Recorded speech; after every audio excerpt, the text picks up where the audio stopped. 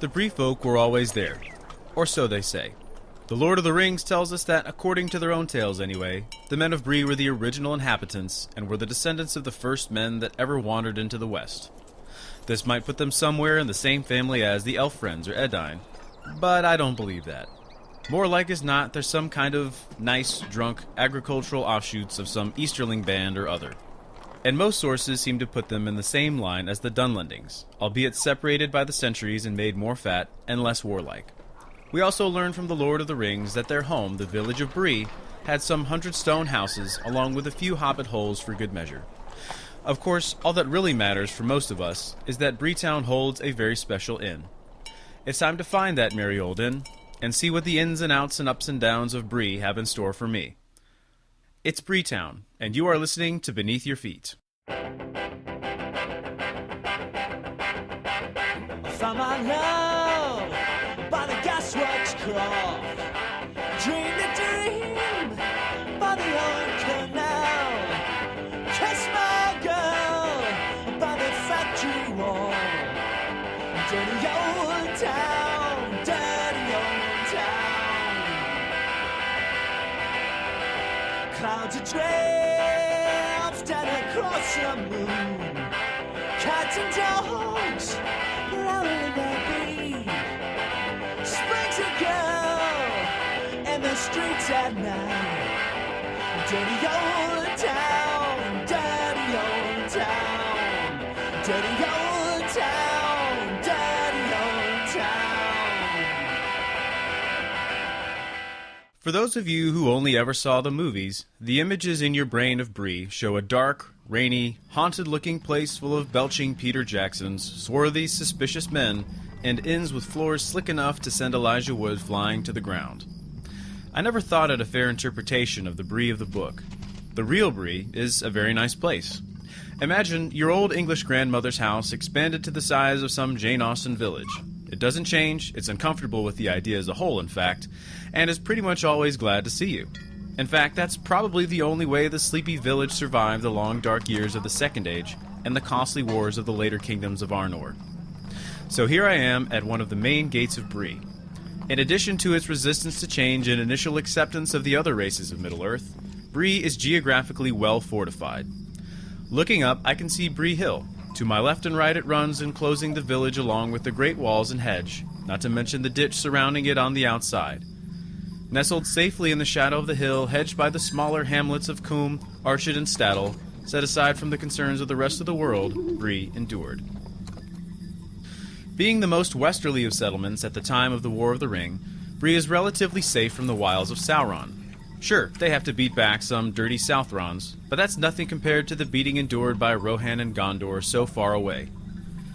But its location puts it in a unique position to influence the events of the books. It is in the wide, hilly lands between the Blue Mountains and the Misty, given plenty of rain and a long growing season.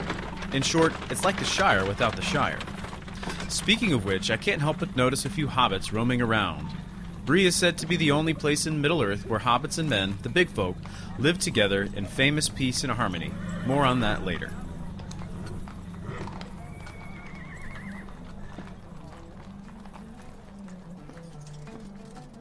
Bree doesn't come into play until the events of the Great Years. Not unlike its physical geography, Bree is nestled into its own pocket of history, weathering the storms I enumerated before. Even when it was part of the great northern kingdom of Arnor, and later Arthedain, or was it Cardolan, Bree remained staunchly independent, seemingly oblivious to the great goings-on in its midst. But the negligence paid off, some would say, as Bree bent but did not break, and remained the final remnant of civilization between Rivendell and the Shire. Cutting to the right of the west gate takes me through the sparsely populated area between the hedge and the hill. A few cottages, pig pens, and craftsfolk, and little else. To my left rises the Scholar's Stair, an unlikely addition to the Bree of the Lord of the Rings Online. There, the lore masters of Bree, assuming there were some, sit and dwell on the deeper things of life. Meanwhile, below, I pass through the Ironmonger's Gate, approaching Beggar's Alley and the old stone ruins at the edge of town, a hint at the great history Bree claims. Further on, approaching the South Gate and the Auction House, and Bill Ferny's house, is a little spot called the Jasmine Garden. It's these little touches where the game makers have filled in the many gaps and gray areas provided by the books that bring the village of Bree to life. One might argue that such a sleepy place could not be half as lively as it is presented in LOTRO, but who wants to walk through a boring, dreary, rainy, dark town full of scary people? I'm looking at you, Mr. Jackson. Though I suppose it might be hard to present the quaint and pleasant ways of Bree made obvious by Frodo and company's enjoyable time at the inn without making it as lively as it is in the game. The parallels between Bree, its surrounding hamlets, and the Shire are inevitable. They both present a lazy, uneventful, some would say almost paradisical vision of life in the English countryside before the machines came. It's thought that Tolkien modeled Bree after the real English town of Brill in Buckinghamshire. It's still small and quaint, but not as rural as the countryside we envision when thinking of the Shire. Similarly, the hobbits and men of Bree, despite open interaction and friendly relationship with traveling bands of elves and dwarves, seem oblivious to the world without. They haven't survived as long as they have by meddling in the affairs of wizards, or anyone else for that matter, so they don't. If the exit of 4 hobbits and a ranger is enough to empty Bree, and Archet, and Coombe and Staddle just for a peek, we get the idea. Bree folk don't get out much. Sound familiar? It should. Despite their proximity, less than a day's ride, there are very few travelers between the Shire and Bree. It is an insular life, but one well lived. Now I keep coming back to this claim that Bree is and was and will be, clinging to its heritage from the long-forgotten elder days. I've made it up the hill and main thoroughfare of Bree, passing many a looming home and a smithy into the courtyard of that Inn of Inns I spoke about before. If there's any place to ponder such a question, it's here, the Prancing Pony, owned and operated by none other than Barleyman Butterbur. How can I be of service? You can't see old Barley without realizing his great importance to the history of literature. Well, fantasy literature, anyhow. If you've ever read any medieval fantasy novels subsequent to Tolkien, you know the stereotype of the innkeeper. Fat, bald, rambling, busy, flustered, quaint, basically everything Barleyman is. I like Barley because he serves that great theme of Tolkien's work, where even the smallest of things influence and change the great workings of the world. Despite his forgetfulness and hasty mind, he still manages, by providence, to help keep Frodo and the Ring from danger once they have made it to his fine abode. Furthermore, his place, as the only meeting hall on the Great Road, has chipped the boulder of history in its own way. Think not only of Frodo or Strider, but of Gandalf and Thorin, their chance meeting that became the drip, that became the flood of the events of The Hobbit.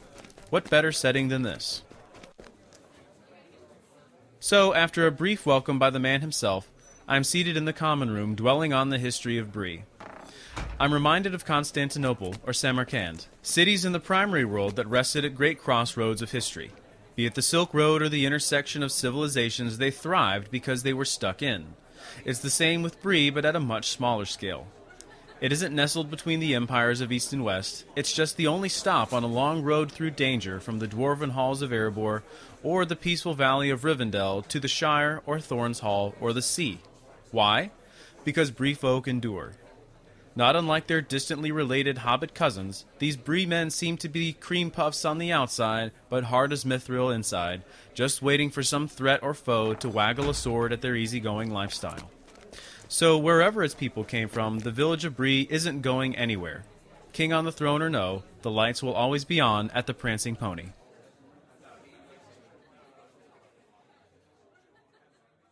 There is an inn, a merry old inn, beneath an old grey hill. And there they brew a beer so brown that the man in the moon himself came down one night to drink his fill. This has been episode 3 of Beneath Your Feet, Bree-town. This is Shipwreck, and I hope you learned a thing or two about that famous little village.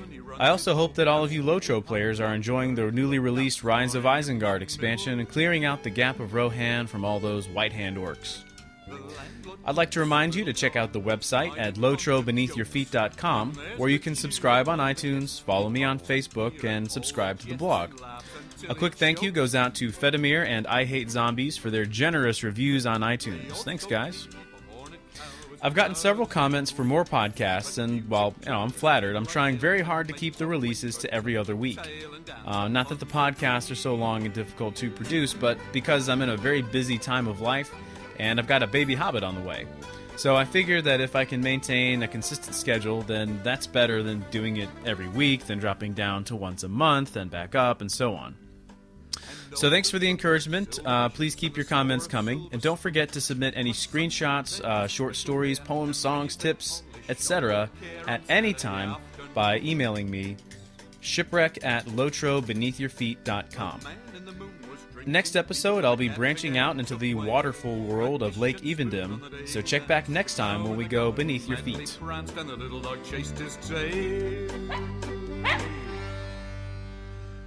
The man in the moon took another mug and then rolled beneath his chair. And there he dozed and dreamed of ale, till in the sky the stars were pale, and dawn was in the air. Then the ostler said to his tipsy cat, the white horses of the moon, they neigh and champ their silver bits, but the master's been and drowned his wits, and the sun'll be rising soon. So the cat on his fiddle played hey diddle diddle, the jig that would wake the dead. He squeaked and sawed and quickened the tune, while the landlord shook the man in the moon. It's after 3, he said.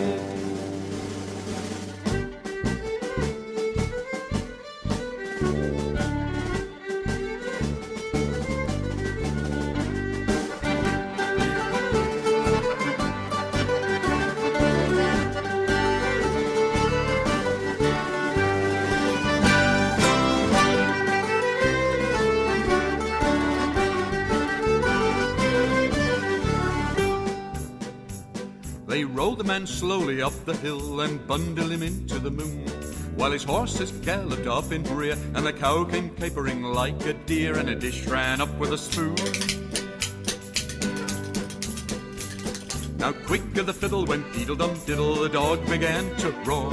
The cow and the horses stood on their heads, the guests all bounded from their beds and danced upon the floor. With a ping and a pong the fiddle strings broke, the cow jumped over the moon, and the little dog laughed to see such fun, and the sad dish went off at a run with a silver Sunday spoon.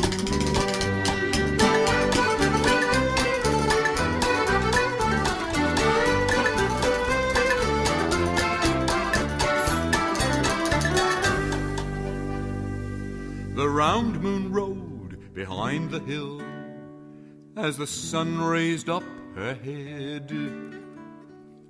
She hardly believed her fiery eyes, for though it was day, to her surprise, they all went back to bed.